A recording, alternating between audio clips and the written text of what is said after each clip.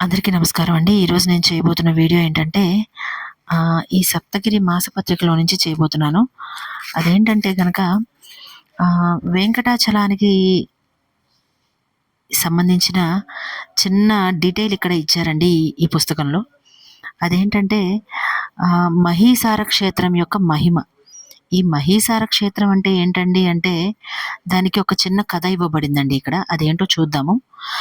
పూర్వమంట ఒకప్పుడు అత్రి మహాముని, అలాగే వశిష్ఠ మహాముని వీళ్ళంతా బ్రహ్మదేవుడిని చేరి ఆయన్ని ప్రార్థించారు. ఏంటంటే, మేము తపస్సు చేసుకోవడానికి సరి అయిన ప్లేస్ ఏదండి అని ఆయన్ని ప్రార్థించి అడుగుతారట. అడిగినప్పుడు ఆ బ్రహ్మదేవుడు విశ్వకర్మని పిలిపించి కాంచీపురానికి వెళ్ళి అక్కడ తూర్పు దిశగా సముద్రానికి పశ్చిమంగా గల ఒక భూభాగాన్ని ఒక పళ్ళెంలోనూ, మరొక పళ్ళెంలోనూ ఏం చేయమంటారంటే, ఈ పశ్చిమ భూభాగాన్ని ఒక పళ్ళెంలో తీసిన తర్వాత ఏదైతే ముక్క మిగులుతుందో అది మరొక పళ్ళెంలోనూ పెట్టుకొని తూకం వేయమని చెప్తారట.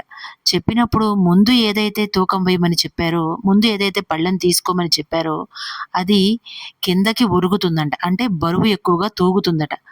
ఆ ప్రదేశం వైపు బ్రహ్మదేవుడు చేయి చూపించి, ఈ ప్రదేశము మునులు ఎవరైతే ఉంటారో వాళ్ళు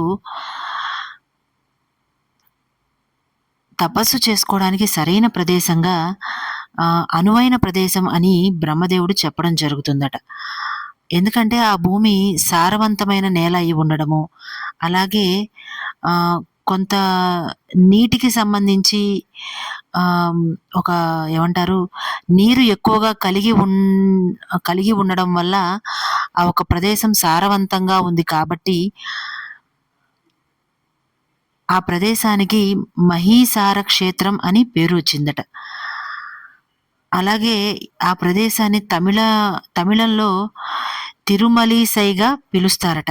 అలా పేరు రావడం జరిగిందట. దాన్నే మనం ఇప్పుడు తిరుమలగా పిలుచుకుంటున్నామండి. ఈ వీడియో నచ్చినట్లయితే కనుక లైక్, షేర్ అండ్ సబ్స్క్రైబ్ చేయండి. నమస్కారం.